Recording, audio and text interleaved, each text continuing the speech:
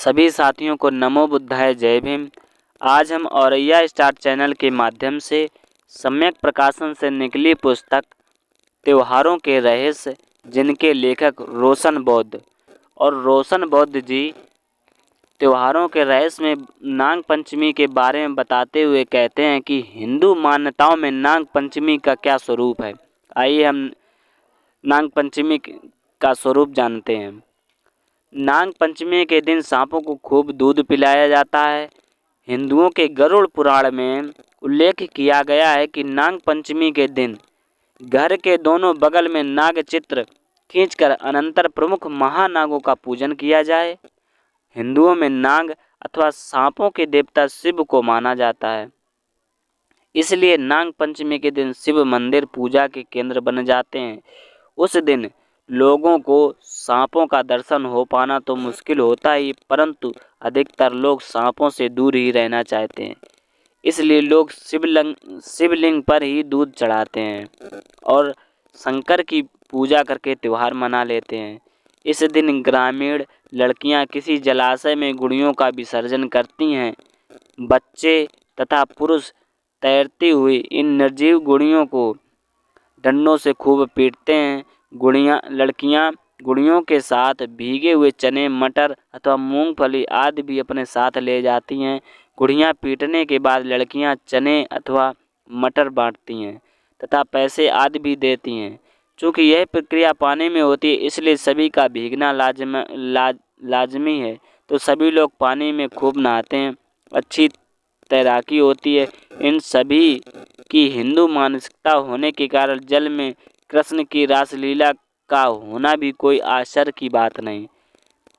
घर वापस आते हैं तो उसे चने, मटर आदि का छोले तथा अन्य पकवान आदि बनाते हैं और खुशी खुशी खाते पीते हैं।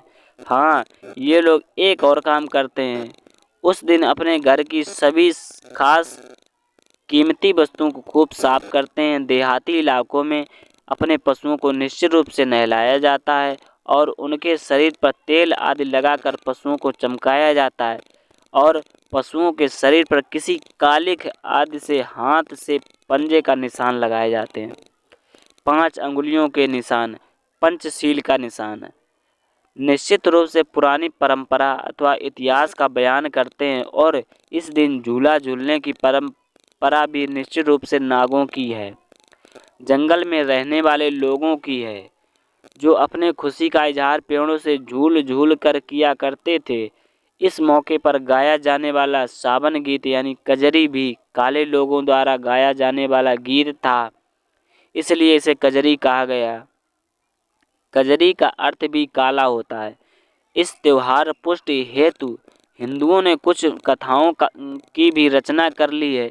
हिंदू नाग पंचमी का त्यौहार कैसे शुरू हुआ अथवा यह त्यौहार क्यों मनाया जाता है, इसके उत्तर में हिंदुओं ने जो कथा गढ़ी है वह इस प्रकार है। आइए हम उस कथा के बारे में उल्लेख करते हैं कि एक ब्राह्मण की 7 पुत्र वधुएं थीं।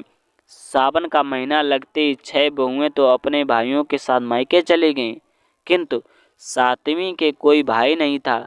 उसे कोई ले जाने के लिए नहीं आया, यानी वह मायके ना जा सकी। बेचारी ने दुखी होकर पृथ्वी को धारण करने वाले शेष नाग को भाई के रूप में याद किया।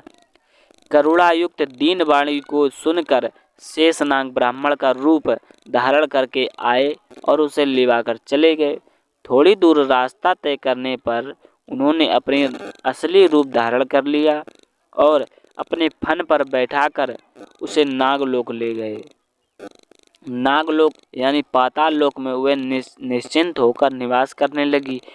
उसी समय शेषनाग के कुल में नागों के बहुत से बच्चों ने जन्म लिया।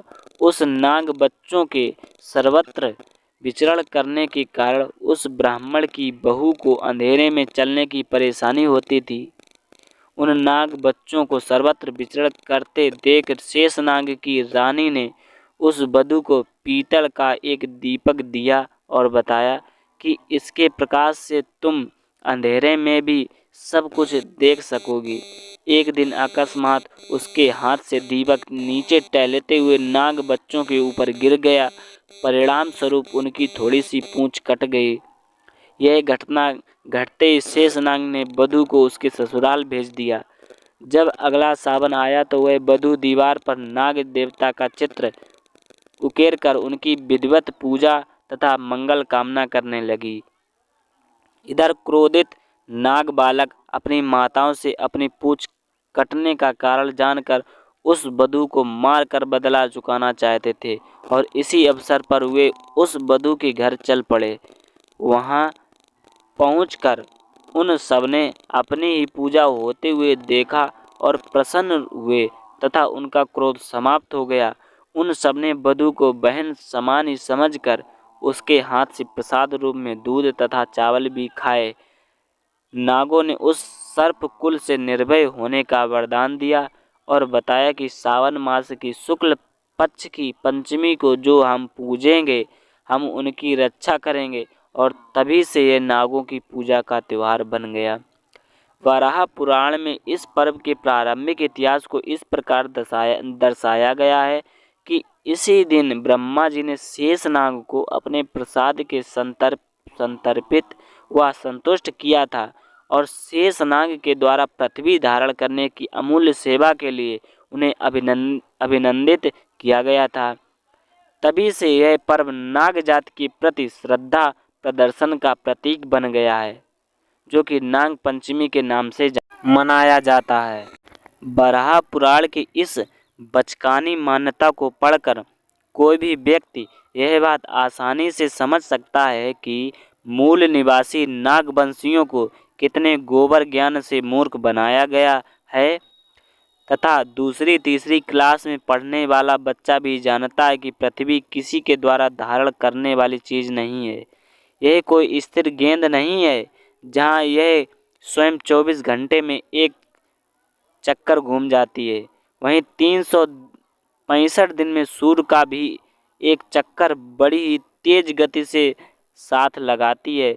इससे यह भी स्पष्ट हो जाता है कि प्राचीन ऋषि ब्राह्मण खास तौर से बराह पुराण के रचनाकारों का वैज्ञानिक दृष्टिकोण अथवा ज्ञान कितना उथला था। इन्हें शायद इस बात का अंदाजा